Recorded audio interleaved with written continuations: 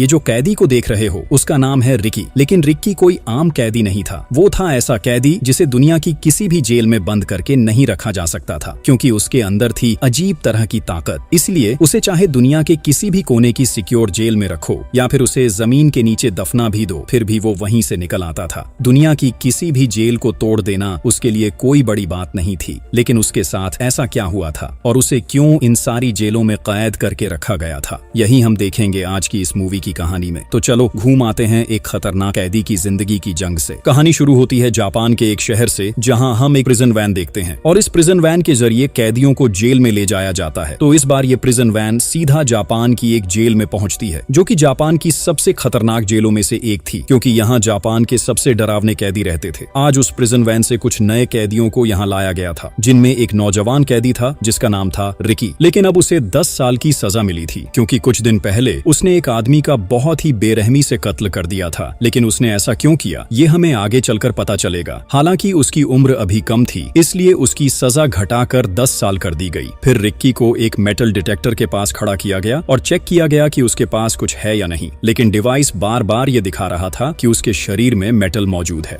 Police ने काफी देर तक उसकी तलाशी ली, लेकिन उसके पास से कुछ भी नहीं मिला। इससे सबको शक हुआ कि रिकी ने अपने शरीर के अंदर कोई हथियार छुपा रखा है। तो उसे और अच्छे से चेक करने के लिए वहां की स्पेशल एक्सरे मशीन में डाला गया। फिर जब उसका पूरा शरीर चेक किया गया तो पता चला कि उसके शरीर के अलग अलग हिस्सों में कई सारी गोलियां फंसी हुई हैं और वही गोलियां असल में मशीन में डिटेक्ट हो रही थी। ये देखकर वहां के पुलिस अफसर काफी हैरान हो गए कि कोई इंसान अपने शरीर में इतनी सारी गोलियां लेकर कैसे जिंदा रह सकता है। इसी बीच वहां के 2 अफसर रिक्की से कहते हैं कि वो यहाँ एक डॉक्टर को बुलाएंगे और उसके शरीर से सारी गोलियां निकाल देंगे। लेकिन रिक्की तब उनसे कहता है कि इन सब की कोई जरूरत नहीं है, वो बिल्कुल ठीक है। गोलियां तो उसके शरीर के लिए दवा जैसी है, ये सब उसके लिए कोई मायने ही नहीं रखता। अफसर उसकी बात सुनकर हैरान रह जाते हैं। इसके बाद सारे नए कैदियों को एक सेल के अंदर ले जाया जाता है। अब हम पूरे इस जेल को देखते हैं। ये पूरी जेल लगभग 4 हिस्सों में बंटी हुई थी और इन 4 हिस्सों पर 4 अलग अलग कैदियों का राज था। इन चारों कैदियों को मिलकर कहा जाता था द गैंग ऑफ 4। ये लोग बहुत बड़े बड़े गैंग्स के लीडर थे और उनके पास जेल के वार्डन की इजाजत भी थी, यानी अगर वो यहाँ कोई गलत काम भी करते तो वार्डन उन्हें कुछ भी नहीं कहता, क्योंकि वो सब बहुत बड़े बड़े माफिया थे। और जेल में ताकि वो अपना राज चला सके, इसलिए उन्होंने बाहर से ही वार्डन को पैसे देने का इंतजाम कर रखा था। फिर अगले दिन जब सारे कैदी अपने अपने कामों में व्यस्त थे, तभी वहाँ नॉर्थ सेक्शन का एक कैदी आता है, जो उस सेक्शन के गवर्नर का राइट हैंड था, यानी उसका सबसे करीबी आदमी। उसका नाम था सैम। तो सैम और उसके साथी मिलकर माइक नाम के एक बुजुर्ग कैदी को बेवजह मारने लगते हैं। लेकिन माइक तो समझ ही नहीं पा रहा था कि वो लोग उसे ऐसे क्यों पीट रहे हैं। माइक वैसे भी हमेशा बहुत चिंता में डूबा रहता था, क्योंकि उसे अपनी वाइफ और बच्चे की बहुत याद आती थी। वो अपने बच्चे को बहुत छोटा छोड़कर इस जेल में आया था। वो अब इंतजार कर रहा था कि कब उसकी सजा पूरी होगी और कब वो अपनी वाइफ और बच्चे के पास जाएगा। और कुछ ही दिनों में उसकी सजा खत्म होने वाली थी, इसलिए वो बहुत ज्यादा एक्साइटेड था। उसने जेल की कुछ चीजों से अपने बच्चे के लिए एक छोटा सा खिलौना बनाया था। लेकिन जब वो खिलौना उसके हाथ से गिर गया तो सैम ने उसे उठा लिया। फिर सैम माइक से कहता है, तू इस जेल से जल्दी बाहर निकलना चाहता है ना, लेकिन क्या तुझे पता है कि तू तभी बाहर निकल पाएगा जब मैं चाहूंगा। माइक उस खिलौने को वापस लेना चाहता था, लेकिन सैम ने उसी खिलौने से उसे चोट पहुंचाई और खिलौना तोड़ दिया। इसके बाद वो उसके करीब जाकर कहता है, मेरी इजाजत के बिना नॉर्थ सेक्शन की जेल से कोई भी कभी बाहर नहीं जा सकता, यहाँ तक कि बाहर जाने के लिए कोई अर्जी या अपील भी नहीं कर सकता। लेकिन माइक तब इसका विरोध करता है और कहता है कि जो वो लोग कर रहे हैं वो नाइंसाफी है। लेकिन ये सुनकर सैम बुरी तरह गुस्से में आ जाता है और फिर वो अपने आदमियों को लेकर माइक की जबरदस्त पिटाई करने लगता है। वो लोग माइक को इतना ज्यादा मारते हैं कि उसका पूरा चेहरा लहूलुहान हो जाता है। लेकिन ठीक उसी समय माइक की चीख सुनकर वहां रिक्की पहुंच जाता है और वो पीछे से सैम पर हमला करता है, जिससे सैम सीधा एक लोहे के कांटे स्टार कटर के ऊपर जा गिरता है। इसमें उसे बहुत गंभीर चोट लगती है। वो इतना घायल हो जाता है कि उसमें लड़ने की कोई ताकत ही नहीं बचती। इसके बाद सैम का ही एक आदमी रिक्की पर हमला करने आता है, लेकिन रिक्की जिस तरह से उसकी तरफ देखता है, उससे वो कैदी डर के मारे उसके ऊपर हाथ भी नहीं उठा पाता, बल्कि वो अपने लीडर सैम को लेकर वहां से भाग जाता है। इसके बाद दिखाया जाता है कि सैम का चेहरा बहुत बुरी तरह बिगड़ चुका था, इसलिए उसे रिक्की पर बेहद गुस्सा आ रहा था। वो अपने साथियों से कहता है कि उसका अगला टारगेट रिक्की है, वो उसे नर्क जैसी सजा देकर टुकड़ा टुकड़ा करके मारेगा। तभी सैम का एक साथी कहता है कि उन्हें रिक्की को पूरी तरह खत्म कर देना चाहिए। एक नया कैदी होकर भी उसने उनके बॉस पर हाथ उठाने की हिम्मत कैसे की। इसके बाद सैम सीधा जेल के वॉशरूम में जाता है, जहां एक गार्ड मौजूद था और इस गार्ड को सैम ने पहले से ही पैसे देकर अपने काबू में कर रखा था। वहाँ सैम गार्ड से माइक के बारे में पूछता है। वो जानना चाहता था कि माइक की रिहाई में कितना समय बाकी है। तब गार्ड बताता है कि कल सुबह ही उसकी रिहाई होने वाली है। ये सुनकर सैम उसे कहता है, तुझे मेरा एक अहम काम करना होगा, इसके बदले में मैं तुझे तेरी 1 महीने की सैलरी जितना पैसा दूंगा। गार्ड पूछता है कि काम क्या है। तब सैम कहता है, पहला, तुझे लॉन्ग नाम के एक कैदी को छोड़ना होगा जिसे बाकी सबसे अलग बांध कर रखा गया है, और दूसरा, माइक की रिहाई किसी भी तरह कैंसिल करनी होगी। इसलिए तू माइक के पास जाकर उसे बता देना कि उसकी रिलीज डेट बहुत आगे बढ़ा दी गई है। पैसे के लालच में गार्ड उसकी बात मान लेता है और फिर वो सीधा माइक के पास जाता है और उससे कहता है कि उसकी कल की रिहाई कैंसिल कर दी गई है। उसे अब और भी कई दिन इसी जेल में गुजारने होंगे। लेकिन माइक बहुत डर जाता है क्योंकि सैम के साथ वो वैसे ही उसकी दुश्मनी हो चुकी थी। अब अगर वो जेल में रहा तो सैम उसे बहुत टॉर्चर करेगा। इसलिए माइक गार्ड पर बुरी तरह गुस्सा हो जाता है और वो गार्ड से कहता है, मेरी रिक्वेस्ट रिजेक्ट हो गई, ये कह देना काफी था, लेकिन जब मुझे सरकार की तरफ से रिलीज की डेट दी गई थी तो अचानक वो कैसे कैंसिल हो गई? यकीनन इसके पीछे तुम्हारा ही कोई हाथ है। तब गार्ड उसे चुप कराने के लिए उसके शरीर पर हमला करता है। माइक को इससे बहुत तकलीफ होती है क्योंकि वैसे भी अपनी वाइफ और बच्चे से मिलने के लिए उसका दिल बहुत बेचैन था। इसलिए वो रोते रोते गार्ड से बार बार रिक्वेस्ट करता है कि उसे छोड़ दिया जाए, लेकिन गार्ड उसकी कोई बात नहीं सुनता बल्कि उसे पीट कर वहां से चला जाता है। माइक यहाँ बहुत ज्यादा टूट जाता है क्योंकि वो जानता था कि जब तक सैम नहीं चाहेगा तब तक वो इस जेल से कभी बाहर नहीं निकल पाएगा, और अगर यहाँ रहना पड़ा तो उसे रोज रोज तिल तिल कर मरना होगा। इसीलिए उस रात माइक अपनी जान दे देता है और ये खबर तुरंत पूरी जेल में फैल जाती है। सारे कैदी माइक के लिए विरोध करने लगते हैं क्योंकि इस जेल में सबसे ज्यादा नाइंसाफी माइक के साथ ही हुई थी और माइक को सजा भी बिल्कुल बेवजह मिली थी। असल में हुआ ये था कि जब माइक की वाइफ को डिलीवरी पेन शुरू हुआ था तो माइक अपनी गाड़ी से उसे अस्पताल ले जा रहा था। तभी अचानक एक गाड़ी आकर उनकी गाड़ी से टकरा जाती है जिसमें माइक की कोई गलती नहीं थी, लेकिन उस एक्सीडेंट में एक पैसेंजर की मौत हो गई। इसी वजह से उसे कई सालों की कैद की सजा दी गई थी। यहाँ तक कि उसकी सजा पूरी हो जाने के बाद भी उसे जेल से रिहा नहीं किया गया। उधर देखा जाता है कि गार्ड माइक की डेड बॉडी को जेल से बाहर ले जाने के लिए ले जा रहे थे। रिक्की देखता है कि माइक के दोनों हाथों में अब भी हथकड़ी लगी हुई है। ये देखकर उसे बहुत बुरा लगता है। वो वहाँ मौजूद गार्ड्स के पास जाकर कहता है, क्या आप लोग इंसान हैं? आप लोगों के अंदर इंसानियत नाम की कोई चीज नहीं है? इंसान इतनी तकलीफ झेल कर मर गया और आप लोग इस मरे हुए इंसान के हाथ में भी हथकड़ी लगाए हुए हैं। ये कहकर रिक्की अपने हाथों से हथकड़ी को बहुत आसानी से तोड़ देता है। इसे देखकर गार्ड बिल्कुल हैरान रह जाते हैं कि इतनी मजबूत हथकड़ी उसने इतनी आसानी से कैसे तोड़ दी। फिर रिक्की माइक की लाश पर वही खिलौना रख देता है जो माइक ने अपने बच्चे के लिए अपने हाथों से बनाया था, लेकिन सैम ने उसे तोड़ दिया था। रिक्की उस खिलौने को ठीक करके माइक के पास रख देता है ताकि उसकी आत्मा को कुछ सुकून मिल सके। लेकिन रिक्की को माइक के लिए बहुत दुख हो रहा था और सैम पर भी उसे बेहद गुस्सा था क्योंकि सैम और उसके साथियों की वजह से ही माइक की आज ये हालत हुई थी। फिर अगले दिन सुबह सारे कैदी वॉशरूम में नहाने जाते हैं। उनमें रिक्की भी मौजूद था। इसी दौरान रिक्की के पास सैम आता है और उसकी तरफ बहुत अजीब नजरों से देखता है। कुछ देर बाद जब सारे कैदी वहाँ से बाहर चले जाते हैं तब वहाँ वो कैदी आता है जिसका नाम था लॉन्ग, जिसे उस जेल में बांध कर रखा जाता था। लॉन्ग दरअसल एक बहुत विशाल कद काठी वाला इंसान था और वो बेहद ताकतवर भी था, इसलिए उसे हमेशा बांध कर रखा जाता था। इसी वजह से सैम ने गार्ड को कहा था कि उसे छुड़वा दो ताकि उसी के जरिए वो रिक्की को पिटवा सके। तब लॉन्ग आकर रिक्की को इतनी जोर की मुक्का मारता है कि रिक्की छिटक कर बहुत दूर जा गिरता है, लेकिन रिक्की भी बहुत साहसी और ताकतवर था, इसलिए वो भी उससे लड़ाई शुरू कर देता है। रिक्की लॉन्ग के पेट में ऐसा मुक्का मारता है कि उसका हाथ सीधा उसके पेट के अंदर तक चला जाता है। इससे वहीं पर लॉन्ग की मौत हो जाती है। दरअसल रिक्की के शरीर में अजीब तरह की शक्ति थी जो किसी आम इंसान के शरीर में नहीं होती। इसी बीच सैम रिक्की को मारने के लिए एक लोहे का तार काटा स्टील कटर ले आता है और उसे सीधा रिक्की के हाथ में घुसा देता है। लेकिन इतना सब होने के बाद भी रिक्की को कुछ नहीं होता, बल्कि रिक्की बहुत आसानी से उस तार कट्टर को निकालकर सैम के हाथ में घुसा देता है और उसका हाथ तोड़ देता है। उधर गार्ड वहां खड़े होकर उनकी लड़ाई देख रहे थे, लेकिन वो कुछ भी नहीं कर रहे थे क्योंकि सैम ने उन्हें पैसे दिए थे। लेकिन इस बार रिक्की सैम को भी लॉन्ग की तरह इतना जोर का मुक्का मारता है कि उसका पेट फट जाता है और वहीं उसकी मौत हो जाती है। गार्ड समझ जाते हैं कि रिक्की कितना खतरनाक कैदी है और उसके शरीर में कितनी जबरदस्त ताकत है, इसलिए वो उसे पकड़कर वहां से ले जाते हैं। इसी बीच वहां लियो नाम का एक कैदी आता है जो इस समय जेल के नॉर्थ सेक्शन का गवर्नर था। वो रिक्की के पास आकर कहता है, तुम्हारे जैसे ताकतवर कैदी मैंने बहुत कम देखे हैं। लेकिन लियो की बात का रिक्की पर कोई असर नहीं होता। इसके बाद गार्ड्स उसे एक खास तरह के सेल में ले जाते हैं जो कुख्यात कैदियों के लिए बनाया गया था। वहां गार्ड्स उसे कैद करके छोड़ जाते हैं। लेकिन कुछ ही देर बाद रिक्की के सीने में एक अजीब तरह का दर्द शुरू हो जाता है और तभी उसे अपने अतीत की एक घटना याद आती है। जब रिक्की हाई स्कूल का स्टूडेंट था तभी उसके माँ बाप की मौत हो गई थी। तो एक दिन रिक्की अपने माँ बाप की कब्र पर जाने के लिए उनके गांव आता है और उसी कब्रिस्तान में उसकी मुलाकात होती है जॉन नाम के एक आदमी से। रिक्की को पता चलता है कि जॉन कोई और नहीं बल्कि उसका सगा चाचा है। जॉन और रिक्की आज पहली बार एक दूसरे से मिल रहे थे। हालांकि जॉन रिक्की के बारे में अपने भाई से पहले ही बहुत कुछ सुन चुका था। उसने सुना था कि रिक्की मार्शल आर्ट्स सीख रहा है, इसलिए वो यहाँ आकर रिक्की से उसके मार्शल आर्ट्स के बारे में पूछता है। रिक्की तब उसे अपनी स्किल दिखाने लगता है, लेकिन उसका चाचा जॉन उसे तुरंत रोकर एक वार करता है, क्योंकि उसने समझ लिया था कि रिक्की के अंदर अभी भी बहुत सी कमजोरियां हैं। पूरी तरह से मार्शल आर्ट्स सीखने के लिए उसे अभी बहुत वक्त लगेगा। जॉन खुद एक मार्शल आर्ट्स मास्टर था। ये बात रिक्की ने अपने पिता से सुनी थी, इसलिए रिक्की उसे बहुत अनुरोध करने लगता है कि वो उसे पूरी तरह से मार्शल आर्ट्स सिखाए, क्योंकि इस दुनिया में अब उसके माँ बाप कोई नहीं थे। इसलिए उसे हर हाल में खुद को बहुत स्ट्रांग बनाना था, वरना इस दुनिया में उसका टिकना बहुत मुश्किल हो जाएगा। रिक्की की बातें सुनकर उसका चाचा जॉन उसे मार्शल आर्ट्स सिखाने के लिए राजी हो जाता है। वो उसी दिन से उसे ट्रेनिंग देना शुरू कर देता है और ट्रेनिंग के लिए रात में उसे कब्रिस्तान में ले जाता है। वो रिक्की से कहता है कि मार्शल आर्ट्स का सबसे बड़ा हथियार है अपने दिमाग पर काबू पाना और अपने अंदर छिपे गुस्से और क्रोध को बैलेंस करना। इसीलिए जॉन सबसे पहले उसे मेडिटेशन सिखाना शुरू करता है और वो रिक्की से कहता है कि मेडिटेशन ही है खुद को कंट्रोल करने का सबसे बड़ा हथियार। ये इंसान के मन की असली शांति को जगाता है, यहाँ तक कि ये इंसान को धैर्य रखना भी सिखाता है, जिसकी वजह से आगे चलकर किसी भी चोट या तकलीफ से इंसान को ज्यादा फर्क नहीं पड़ता, बल्कि इससे अपने आप इंसान के शरीर में और भी ज्यादा एनर्जी और मेहनत करने की इच्छा जाग उठती है। यही वजह है कि बाद में इंसान मार्शल आर्ट्स के लिए सख्त मेहनत कर पाता है। तो इस तरह कई दिनों की ट्रेनिंग के बाद जॉन रिक्की के लिए वहाँ एक पत्थर लाता है। वो अपने एक हाथ से उस पत्थर का एक हिस्सा तोड़ देता है। इसके बाद वो रिक्की से कहता है कि उसके शरीर के अंदर जितनी भी ताकत है उसे एक जगह इकट्ठा करो और इस पत्थर को तोड़कर दिखाओ। रिक्की जॉन की बात सुनकर बहुत ज्यादा प्रेरित हो जाता है, इसलिए वो पत्थर के सामने आकर अपने पूरे शरीर की सारी ताकत लगाकर उस पत्थर पर वार करता है और सचमुच वो पत्थर को तोड़ देता है। ये देखकर रिक्की खुद भी हैरान रह जाता है। इसके बाद जॉन लगातार रिक्की की तरफ एक के बाद एक पत्थर फेंकने लगता है और रिक्की भी हर एक पत्थर को तोड़कर चूर चूर कर देता है। फिर जॉन एक बहुत बड़ा पत्थर लाकर उसे रिक्की पर फेंकता है, लेकिन रिक्की अपनी सीने की पसलियों की ताकत से उस पत्थर को भी चूर चूर कर देता है। ये सब देखकर जॉन बहुत खुश होता है, क्योंकि रिक्की ने बहुत कम समय में अपार शक्ति हासिल कर ली थी। अब कहानी वापस वर्तमान समय में आती है, जहाँ रिक्की अपने सेल के अंदर चुपचाप बैठा जॉन के बताए अनुसार मेडिटेशन कर रहा था। लेकिन तभी कुछ गार्ड आकर उसे एक अफसर के पास ले जाते हैं जो इस पूरी जेल का डिप्टी डायरेक्टर था। उसका नाम था मार्टिन। असल में वो बहुत ही बुरा इंसान था। वो अपने पद की ताकत पाकर कभी सही गलत की परवाह नहीं करता था, यहाँ तक कि बाकी गार्ड्स की तरह वो भी पैसों के आगे बिक चुका था। तो मार्टिन एक गार्ड से कहता है कि उसे रिक्की की पूरी फाइल पढ़कर सुनाए, क्योंकि जिस कैदी ने जेल में इतनी बड़ी घटना कर डाली है उसके अतीत के बारे में तो उसे थोड़ा जानना ही चाहिए। गार्ड तब रिक्की की फाइल पढ़कर सुनाना शुरू करता है। वो कहता है कि बचपन से ही रिक्की अनाथ था, इसी वजह से वो एक अनाथ आश्रम में बड़ा हुआ, लेकिन पढ़ाई लिखाई में वो बिल्कुल भी अच्छा नहीं था, इसलिए उसे जनरल स्कूल से निकालकर एक म्यूजिक स्कूल में दाखिला दिलाया गया। लेकिन बाद में वो 2 साल के लिए वहाँ से भी गायब हो गया। उसे कहीं भी ढूंढा नहीं जा सका। लेकिन अचानक ही उसने एक बहुत बड़े गैंग के साथ लड़ाई कर ली और उस फाइट में उसने उनमें से एक को मार डाला। इसके बाद उसे वहीं से गिरफ्तार करके इस जेल में लाया गया। ये सब सुनकर मार्टिन फिर रिक्की के पास आता है और उसका गला दबोच लेता है। वो उससे पूछना चाहता है कि लगभग 2 साल तक वो जो गायब रहा उस दौरान वो कहाँ था और उसके पूरे सीने के अंदर 5 गोलियां मिली हैं। ये 5 गोलियां उसके शरीर में कैसे लगी और गोलियां लगने के बाद भी वो अब तक जिंदा कैसे है। लेकिन वो उसकी किसी भी बात का जवाब नहीं देता। हालांकि रिक्की यहाँ एक बात नोटिस करता है कि मार्टिन का एक हाथ नहीं है और उसकी जगह उसके हाथ में हथियार जैसा कुछ लगा हुआ है। फिर मार्टिन रिक्की से कहता है, तू मुझे कुछ भी बताना नहीं चाहता तो इसमें क्या हुआ? ये मत भूल कि तू अभी भी मेरी जेल के अंदर ही है, इसलिए तुझसे सच निकलवाने में मुझे ज्यादा वक्त नहीं लगेगा। इसके बाद मार्टिन वहाँ से एक फोटो निकालता है और कहता है कि आज सुबह उन्हें रिक्की की एक तस्वीर मिली है। वो चाहता है कि रिक्की उस तस्वीर को देखे। रिक्की जैसे ही तस्वीर देखने के लिए हाथ बढ़ाता है, तभी मार्टिन अपने हाथ में लगे उस हथियार से रिक्की पर वार कर देता है, यहाँ तक कि वो उसके चेहरे पर बार बार वार करता रहता है। और फिर वो रिक्की से कहता है, मैं उस इंसान की ताकत देखना चाहता हूँ जिसने सैम और लॉन्ग जैसे ताकतवर लोगों को मार डाला था। ऐसा कहते हुए वो रिक्की को इतना मारता है कि उसका पूरा शरीर खून से लथपथ हो जाता है, लेकिन रिक्की डरने के बजाय उसके चेहरे पर थूक देता है। ये देखकर मार्टिन और भी ज्यादा गुस्से में आ जाता है और कहता है कि रिक्की ने बहुत बड़ी गलती कर दी है। उसे बिल्कुल अंदाजा नहीं है कि वो किस जेल में आ पहुंचा है। ये जेल नहीं बल्कि एक जहन्नुम है और इस जहन्नुम की सजा रिक्की को भुगतनी ही पड़ेगी। वो कसम खाता है कि अपने ही हाथों से रिक्की को तड़पा तड़पा कर खत्म कर देगा। इसके बाद मार्टिन रिक्की को वही तस्वीर दिखाता है जिसे वो पहले दिखाना चाहता था। उस तस्वीर में दरअसल रिक्की की गर्लफ्रेंड की फोटो थी। मार्टिन रिक्की को उसकी गर्लफ्रेंड के बारे में धमकी दे रहा था। ये सुनकर रिक्की बुरी तरह गुस्से में आ जाता है और एक ही वार में वहां रखी टेबल को तोड़ डालता है। तब मार्टिन उस पर गोलियां चलाना शुरू कर देता देता है, लेकिन रिक्की वहां पड़े सामान को ढाल बनाकर किसी तरह गोलियों से बच निकलता है। फिर जब गार्ड्स उसे रोकने आते हैं तो रिकी उन्हें भी बुरी तरह पीट देता है। ये देखकर मार्टिन के अंदर डर समा जाता है और वो कहता है, अगर तूने ये सोचा भी है कि तू मुझे मार सकता है तो याद रख, तुझे मेरी ही हाथों से मरना होगा। तभी रिक्की तेजी से दौड़ता हुआ आता है और उसे जोरदार हिट करने ही वाला होता है, लेकिन आखिरी पल में आकर वो रुक जाता है और कहता है, मैं चाहूं तो अभी यहीं तुझे खत्म कर सकता था। मैंने पहले भी कई हत्याएं ऐसे ही कर डाली हैं, तो तुझे मार देने से मेरे लिए कुछ खास बदलता नहीं, लेकिन इस बार तुझे छोड़ रहा हूँ, मगर आइंदा मेरी निजी जिंदगी में दखल देने की कोशिश मत करना। ये कहकर रिक्की अपनी गर्लफ्रेंड की फोटो उठाता है और वहां से चला जाता है। फिर उसी रात रिक्की उस तस्वीर को देख रहा होता है। उसके पास अपनी एक बांसुरी भी थी। रिक्की वहां बैठकर बांसुरी बजाने लगता है और तभी उसे अपने अतीत की बातें याद आने लगती हैं, जब वो अपनी गर्लफ्रेंड के साथ बहुत ही खूबसूरत लम्हे गुजारा करता था। रिक्की की गर्लफ्रेंड का नाम था यान।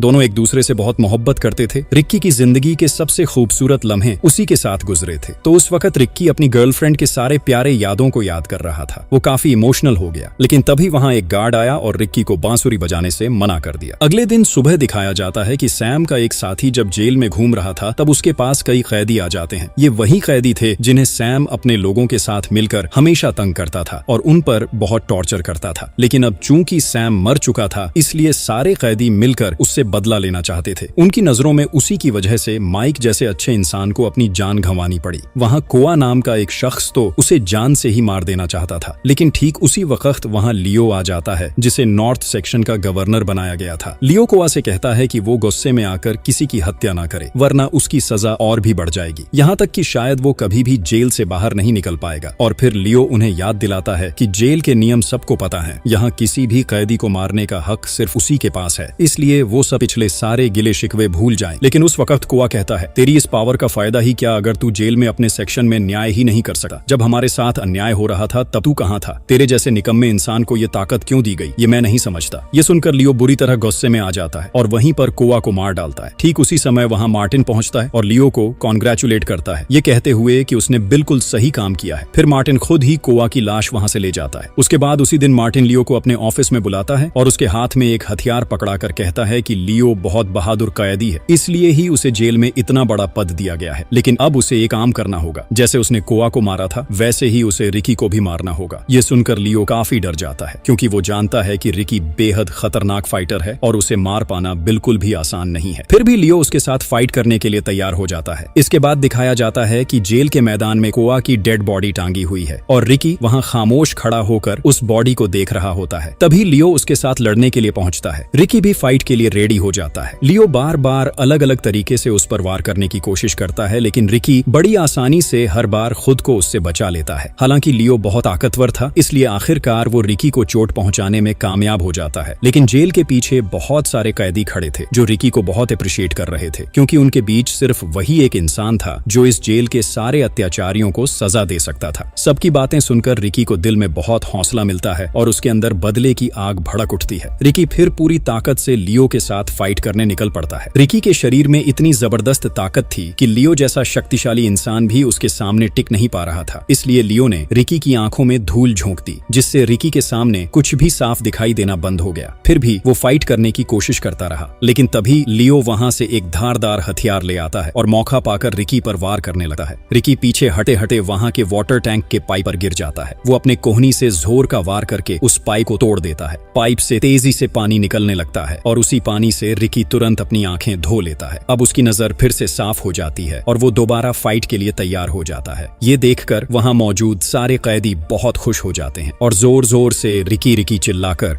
उसका हौसला बढ़ाने लगते हैं। वो सब रिकी से कहते हैं कि लियो को अच्छे से सबक सिखा दो। उधर लियो अपने धारदार हथियार से रिकी पर दोबारा वार करने के लिए आता है, लेकिन इस बार रिकी ऐसा वार करता है कि लियो की एक आंख बाहर निकल जाती है। तभी वहां मार्टिन आकर ये पूरा मंजर देख लेता है और बुरी तरह डर जाता है। लियो को एहसास हो जाता है कि रिकी अब उसे भी बाकियों की तरह मार डालेगा, इसलिए वो तय करता है कि इतनी भयानक मौत मरने से अच्छा है कि वो खुद ही अपनी जान ले ले। लेकिन जैसे ही वो खुद को मारने वाला होता है, रिकी उसके सामने आ जाता है और लियो अचानक उसी पर हमला कर देता है। ये दरअसल उसका एक ट्रैप था, लेकिन रिकी इस बार उसके सिर पर ऐसा जबरदस्त वार करता है कि उसका दिमाग फटकर बाहर निकल जाता है और वहीं उसकी मौत हो जाती है। इसके बाद रिकी वहां क्वान की लाश को नीचे उतार देता है। तभी सारे कैदी वहां पहुंच जाते हैं। उन्हें एक पल के लिए लगता है कि शायद क्वान अभी भी जिंदा हो सकता है, लेकिन बदकिस्मती से क्वान तो काफी पहले ही मर चुका था। रिकी के अंदर अब मार्टिन के लिए जबरदस्त गुस्सा गुस्सा था, इसलिए वो जोर से चिल्लाकर सारे कैदियों से कहता है कि इस जेल में जितने भी अन्याय हो रहे हैं उसके पीछे सिर्फ मार्टिन जिम्मेदार है। उसी की वजह से लियो जैसे लोग गलत काम करने की हिम्मत पाते हैं और मासूम कैदियों की जिंदगी को नरक बना देते हैं। ये सुनकर सारे कैदी मार्टिन की तरफ टूट पड़ते हैं और गुस्से में चिल्लाते हुए कहते हैं, तूने हमारे साथ बहुत ज्यादा अन्याय और अत्याचार किया है, लेकिन अब हम तुझसे डरने वाले नहीं हैं, क्योंकि अब हमारे लिए रिकी मौजूद है। लेकिन तभी अचानक वहाँ एक सीक्रेट जगह से एक कैदी बाहर निकल आता है। असल में वो 4 गैंग नाम के उस खतरनाक गैंग का एक मेंबर था, जिस गैंग में 4 लोग थे। उसका नाम था ताकेमतो। उसके पास एक खास तरह की स्किल थी, वो बड़ी आसानी से एक जगह से दूसरी जगह मूव कर सकता था। साथ ही उसके शरीर में भी बेहद जबरदस्त ताकत थी। ताकेमतो आते ही कई कैदियों को बहुत ही डरावने और भयानक तरीके से मार डालता है ताकि बाकी कैदी पीछे हट जाए। अब 4 गैंग में से 3 लोग जिंदा बचे थे। तब मार्टिन रिकी से उनका परिचय कराता है। वेस्टर्न सेक्शन से ताकेमतो, ईस्टर्न सेक्शन से टाइन और साउदर्न सेक्शन से रेक्स। ये तीनों ही सुपर डुपर फाइटर थे। मार्टिन तब रिकी से कहता है, तू अपने आप को बहुत ताकतवर समझता है ना? इन लोगों के सामने तेरी ताकत कुछ भी नहीं है। मैं तुझे असली फाइटर तभी मानूंगा जब तू इन तीनों को हरा कर दिखाएगा। कैदी तब जोर जोर से चिल्लाकर रिकी से कहते हैं, तुम बिल्कुल भी मत डरना, हम सब मिलकर इन तीनों को हराएंगे, चाहे कुछ भी हो जाए। हम फिर रिकी के साथ बाकी कैदी भी फाइट करने के लिए आगे बढ़ते हैं। लेकिन रिकी इस बार और कोई झंझट नहीं चाहता था, इसलिए वो तब क्वान की बॉडी को अपने कंधे पर उठाकर वहां से जाने लगता है। लेकिन तभी मार्टिन उसे एक ऑफर देता है। वो कहता है कि रिकी नॉर्थ सेक्शन का गवर्नर बन जाए, यानी लियो की पोजीशन अब वही ले, क्योंकि अभी जेल के नॉर्थ सेक्शन की पोजीशन खाली पड़ी है और रिकी जैसा ताकतवर कैदी कोई और नहीं है जो इस जिम्मेदारी को निभा सके। लेकिन रिकी बिना कुछ कहे चुपचाप वहां से चला जाता है। इसी बीच दूर से रिकी को एक कैदी देख रहा होता है जिसका नाम था एलन, और ये एलन दरअसल लियो का बेटा था। रिकी ने क्योंकि लियो को मार दिया था तो बाप की मौत के बाद एलन बहुत अकेला पड़ गया था, इसलिए उसी दिन रिकी एलन के पास आता है। रिकी उसे एक पत्ता दिखाकर कहता है, क्या तुम्हें पता है इस पत्ते से कितनी सुंदर तरीके से बांसुरी बजाई जा सकती है? एलन थोड़ा भोला भाला स्वभाव का था, तो रिकी उसकी टेंशन दूर करने और मन अच्छा करने की कोशिश कर रहा था। लेकिन एलन तब उसे बताता है कि उसकी तो जीभ ही नहीं है, इसलिए उसे पता ही नहीं कि बांसुरी कैसे बजाई जाती है। उसकी जीभ दरअसल मार्टिन ने ही काट दी थी, क्योंकि मार्टिन एक बड़ा सीक्रेट सबके सामने आने से छुपाना चाहता था। ये सुनकर रिकी बहुत हैरान रह जाता है कि मार्टिन कितना घिनौना और नीच इंसान है। रिकी इस बार एलन को एक बांसुरी देता है और कहता है कि बांसुरी बजाने के लिए उसकी जुबान की जरूरत नहीं है, वो जब चाहे इसे बजाकर अपना मन अच्छा कर सकता है, क्योंकि जब भी रिकी का मन खराब होता है तो वो भी बांसुरी बजाकर ही खुद को अच्छा महसूस कराता है। ये बांसुरी पाकर एलन बहुत खुश हो जाता है और खुशी खुशी रिकी को कुछ पते देता है ताकि वो उन पतों से बांसुरी बजा सके, क्योंकि अपनी बांसुरी तो वो पहले ही एलन को दे चुका था। लेकिन जैसे ही रिकी उन पतों को देखता है वो हैरान रह जाता है। तब वो एलन से पूछता है कि ये पते उसे कहाँ से मिले। एलन बताता है कि ये वेस्टर्न सेक्शन से मिले हैं। दरअसल वो पते एक तरह के ड्रग्स थे जिन्हें जेल के अंदर गुप्त रूप से उगाया जा रहा था, और शायद कैदी इसी तरह चुपके से ड्रग्स ले रहे थे। उधर दिखाया जाता है कि छुपकर रिकी और एलन को ताकेमतो देख रहा था, क्योंकि वही वेस्टर्न सेक्शन का गवर्नर था, यानी इस ड्रग्स के पीछे उसका भी हाथ था। ताकेमतो फिर ईस्ट और साउथर्न सेक्शन के गवर्नरों के पास जाता है, जिनके नाम थे रेक्स और टाइन। वो उन्हें बताता है कि रिकी को जेल में ड्रग्स की खेती के बारे में सब पता चल गया है और ये सारी बातें एलन ने ही रिकी को बताई हैं। तभी ताकेमतो एलन को अपने पास बुलाता है और कहता है कि पहले वो रिकी को मारेंगे और उसके बाद उसे एलन को भी खत्म कर देंगे। लेकिन एलन रिकी के साथ ऐसा करने से मना कर देता है। इस पर ताकेमतो गुस्से में आकर एलन को वहीं मार डालता है। फिर वे एलन की लाश को जेल के मैदान में छोड़ देते हैं ताकि बाकी कैदी उसकी हालत देखकर डर जाए। और तभी उस भीड़ को देखकर वहां रिकी भी पहुंच जाता है। वो देखता है कि वहां एलन की लाश पड़ी हुई है और लाश के पास ही उसकी दी हुई वो बांसुरी भी रखी हुई है। रिकी तब उसके पास जाकर बांसुरी को हाथ में लेता है और बहुत इमोशनल हो जाता है। फिर गुस्से और गम में चिल्लाते हुए उसी बांसुरी को तोड़ देता है। दूसरी तरफ मार्टिन को पता चलता है कि रिकी को जेल के ड्रग्स वाले राज के बारे में सब पता चल गया है, तो वो बहुत गुस्सा हो जाता है। उधर रिकी गुस्से में वेस्टर्न सेक्शन पहुंचकर सारे ड्रग्स के पौधों को जला देता है, क्योंकि ड्रग्स का राज उजागर करने की वजह से ही एलन की मौत हुई थी। लेकिन तभी वहां ताकेमतो आ जाता है और देखता है कि रिकी ने उनके सारे ड्रग्स के पौधे जला दिए हैं। ये देखकर वो बुरी तरह भड़क उठता है, मगर उससे पहले रिकी कहता है कि तूने एलन को मारा है, इसलिए अब तुझे भी मेरे हाथों मरना होगा। लेकिन ताकेमतो जवाब देता है कि मरना तो रिकी को ही उसके हाथों होगा। फिर वहां दोनों के बीच फाइट शुरू हो जाती है और ताकेमतो उसे मारना शुरू करता है। ताकेमतो जापानी ट्रेडिशनल कुंग फू जानता था, इसलिए उसके अंदर फाइट करने की एक अलग ही ताकत थी। वो अपनी सारी ताकत एक जगह इकट्ठा करके फुल स्पीड में आकर रिकी को जोर से मारता है, जिससे रिकी सीधा जाकर दीवार से टकरा जाता है। दूसरी तरफ रिकी के लगाए हुए आग सीधा जेल के गेट तक पहुंच गई थी और गेट लंबे समय तक आग में जलते रहने की वजह से उस उसका लॉक बहुत कमजोर हो चुका था। इसलिए कैदी उस मौके का फायदा उठाना चाहते थे, क्योंकि अब वो चाहें तो वहां से भाग सकते थे। लेकिन मार्टिन को ये बात पता चल जाती है और वो तुरंत ही एक गार्ड को वहां भेज देता है ताकि वो कैदियों को रोक सके। लेकिन अब मार्टिन के लिए सबसे बड़ी समस्या ये थी कि जेल का प्रिजन डायरेक्टर अपनी वेकेशन से वापस आ चुका था, मगर पूरी जेल अब एकदम खंडहर में बदल चुकी थी। अगर प्रिजन डायरेक्टर को ये सब पता चल जाता तो मार्टिन की हालत खराब हो जाती। इसलिए मार्टिन सभी गार्ड्स को 0 अलार्म वार्निंग दे देता है ताकि जल्दी से जेल का माहौल शांत कर दिया जाए। दूसरी तरफ रिकी अपने जख्मों से घायल होकर वहीं बैठा था। उसी वक्त उसे अपने अंकल जॉन की बात याद आ जाती है, जहां जॉन ने कहा था कि जब तुम अपने दुश्मन के सामने हारने वाले रहो तो ऐसा दिखाना कि तुमने हार मान ली है, इससे तुम्हारा दुश्मन ढीला पड़ जाएगा और उसी बीच तुम अपनी सारी ताकत को इकट्ठा कर फिर से फाइट शुरू कर सकोगे। रिकी तब वही करता है और अपने शरीर की सारी ताकत को एक साथ इकट्ठा कर लेता है। लेकिन तभी वहां रेक्स आ जाता है। रेक्स के पास रोप कंट्रोल की एक अजीब सी ताकत थी, इसलिए वो रिकी की गर्दन में रस्सी लपेटकर उसे कस देता है और कहता है, मैं रिकी को तब तक नहीं मारूंगा जब तक मैं उससे सीधे फाइट न कर लूं। लेकिन तभी अचानक अलार्म बज उठता है और माइक्रोफोन से सारे कैदियों को आदेश दिया जाता है कि 1 मिनट के अंदर वे अपने सेल्स में लौट जाएं, वरना उन्हें शूट कर दिया जाएगा। मगर टाइन ये चेतावनी मानने को तैयार नहीं था। वो रिकी से लड़कर उसे अपने हाथों से मार देना चाहता था, लेकिन ताकेमोटो उसे मना कर देता है, क्योंकि अगर उन्होंने वार्निंग नहीं मानी तो सब बड़ी मुसीबत में फंस सकते थे।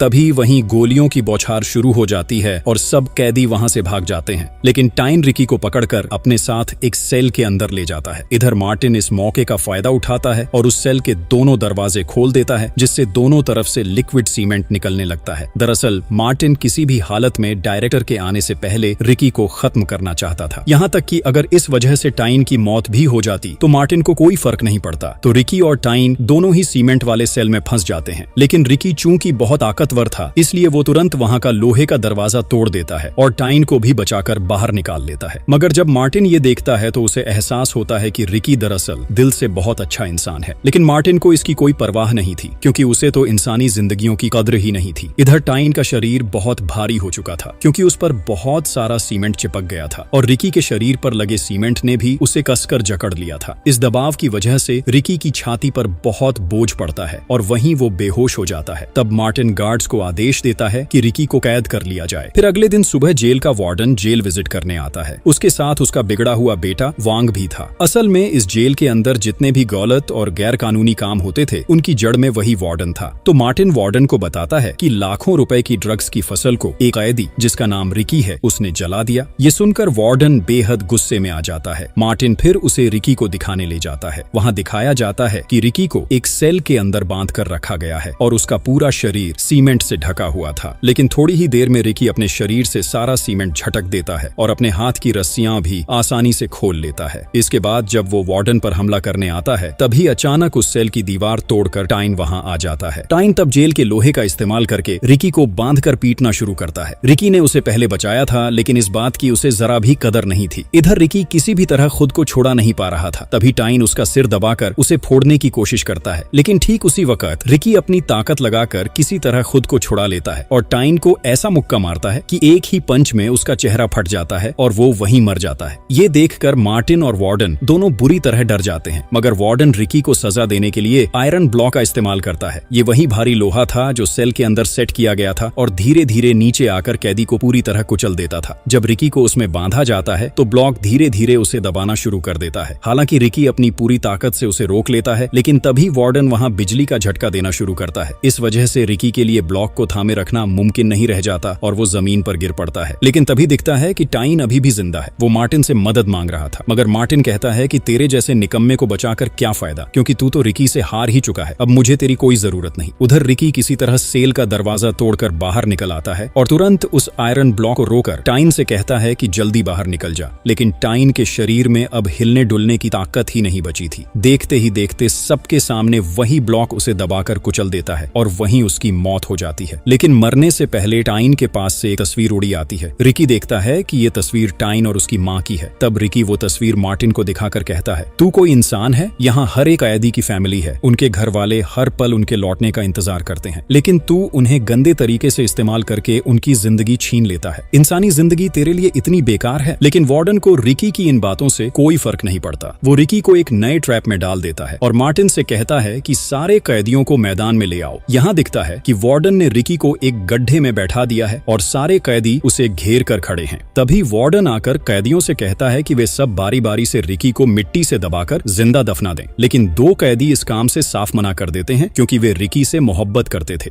वार्डन वहीं उन दोनों को गोली मारकर मार देता है। नतीजा ये होता है कि बाकी सब डर के मारे मजबूरन उसकी बात मानते हैं और बारी बारी से रिकी पर मिट्टी फेंकने लगते हैं। हालांकि मिट्टी डालते वक्त हर कैदी रिकी से माफी भी मांग रहा था। फिर वार्डन वहां सबको कहता है कि अगर रिकी ऐसे ही 7 दिन तक जिंदा रह सका तभी वे उसे आजाद करेंगे। फिर मार्टिन वहां एक बांस का पाइप लगवा देता है ताकि रिकी सांस ले सके। उस दिन हर कैदी रिकी के लिए बहुत टेंशन में था और वे सब इस बात के लिए पछता रहे थे जो उन्होंने उसके साथ किया। दूसरी तरफ रिकी के पास रेक्स और ताकीम आते हैं। वे रिकी के ब्रीथिंग पाइप में एक टुकड़ा मांस डाल देते हैं ताकि रिकी सांस न ले पाए, लेकिन रिकी अपने मुंह से उस पाइप को 2 हिस्सों में तोड़ देता है और वो मांस का टुकड़ा खा जाता है। इसी बीच रिकी को अपने अतीत की बातें याद आती हैं। एक दिन उसकी गर्लफ्रेंड यान स्कूल से घर लौट रही थी। तभी रास्ते में उसने कुछ लड़कों को ड्रग्स लेते हुए देख लिया। तब उन लड़कों ने यान को पकड़कर अपने बॉस के पास ले गए। बॉस यान के साथ गंदी हरकत करने ही वाला था कि यान वहां से भागकर छत पर चली जाती है, लेकिन भागते भागते वो छत से गिरकर मर जाती है। और जब रिकी को ये खबर मिलती है तो उसका दिल टूट जाता है। उसने बड़ी मुश्किल से उस आदमी को ढूंढ निकाला जिसकी वजह से उसकी गर्लफ्रेंड की मौत हुई थी। रिकी जब उसे मारने जाता है तो वो आदमी उस पर लगातार 5 गोलियां चला देता है, लेकिन रिकी के मजबूत शरीर पर उसका कोई असर नहीं होता। रिकी तब उस आदमी को बहुत ही भयानक तरीके से मार डालता है क्योंकि उसकी गर्लफ्रेंड ही उसके जीवन की एकमात्र अपनी इंसान थी। यहीं से रिकी को गिरफ्तार करके जेल में ले जाया जाता है। फिर देखते देखते लगभग 1 हफ्ता बीत जाता है। वार्डन तब रिकी को जमीन के नीचे से निकलवाता है। सब लोग सोच रहे थे कि रिकी मर चुका है, लेकिन कुछ देर बाद पता चलता है कि रिकी अभी भी जिंदा है। रिकी वहां अपनी ताकत से जंजीरें तोड़कर आजाद हो जाता है। इसे देखकर सारे कैदी बहुत खुश होते हैं, लेकिन तभी ताकीम आकर रिकी को बहुत जोर से मारता है और रिकी बेहोश हो जाता है क्योंकि भूख और थकान से वह पूरी तरह कमजोर हो चुका था। फिर जब रिकी को होश आता है तो वह देखता है कि उसे बहुत सारे लोहे के बीच फंसा कर रखा गया है जहां वह बिल्कुल हिल भी नहीं पा रहा था। इसके बाद वार्डन उससे कहता है, मैंने अपनी पूरी जिंदगी में तेरे जैसा बहादुर इंसान कभी नहीं देखा। अतीत की सारी बातें भूल जा, मेरा हाथ थाम ले, क्योंकि मुझे तेरे जैसे इंसान की बहुत जरूरत है। लेकिन रिकी तब कहता है कि चाहे उसकी जान ही क्यों न चली जाए, वह ऐसे गंदे लोगों का साथ कभी नहीं देगा। इस पर रेक्स गुस्से में आकर उसे मारना शुरू कर देता है, लेकिन तभी ताकीम वहां बहुत सारे ब्लेड लेकर आ जाता है और उन ब्लेड्स को रिकी के मुंह के अंदर घुसाकर उसके मुंह पर टेप चिपका दिया जाता है। फिर वे सब रिकी को मारने लगते हैं। इसके बाद वार्डन आकर रिकी के मुंह से टेप हटा देता है तो रिकी वही सारे ब्लेड्स अपने मुंह से थूकर चारों तरफ फेंक देता है। इसके बाद दिखाया जाता है कि रिकी को एक और सेल में बंद करके रखा गया है। तभी छुप छुप कर एक कैदी वहां आता है और रिकी को खाने के लिए कुछ देता है और कहता है कि वह कभी हार न माने। लेकिन जब मार्टिन को इस बात का पता चलता है तो वह उस कैदी को मार डालता है और उसकी लाश घसीटते हुए रिकी के पास ले आता है। लेकिन तब तक रिकी खुद को आजाद कर चुका होता है। वह पीछे से मार्टिन पर हमला करता है और उसकी हालत खराब कर देता है। जब उसे पता चलता है कि मार्टिन ने उस कैदी को मार दिया है तो वह बहुत गुस्सा हो जाता है। फिर वह और बाकी सारे कैदी मिलकर मार्टिन को वार्डन के पास ले आते हैं। वार्डन तब खुद अजीब तरह की गोलियां चलाकर मार्टिन को मार डालता है। तभी वहां रेक्स और ताकीमोतो आ जाते हैं। अब रिकी और ताकीमोतो के बीच एक बहुत ही खतरनाक लड़ाई होती है। वे तरह तरह की टेक्नोलॉजी इस्तेमाल करके रिकी को मारना चाहते हैं, लेकिन रिकी उल्टा ताकीमोतो का पैर काट देता है। ये देखकर रेक्स डर कर वहां से भाग जाता है। फिर उस सीन में दिखाया जाता है कि रिकी बहुत ही डरावने तरीके से वार्डन को भी मार देता है और वह वार्डन का सिर लेकर सभी कैदियों के सामने आता है। इसके बाद वह दौड़कर जेल की चारों तरफ बनी मजबूत दीवार को एक ही मुक्के में तोड़ देता है और सबको कहता है, आज से तुम सब आजाद हो, अब तुम्हें किसी भी अन्याय और अत्याचार को सहना नहीं पड़ेगा। ये कहकर रिकी जेल से बाहर निकल जाता है और एक अनजान मंजिल की ओर चला जाता है। और इसी तरह एक थ्रिलिंग एंडिंग के साथ कहानी यहाँ खत्म हो जाती है।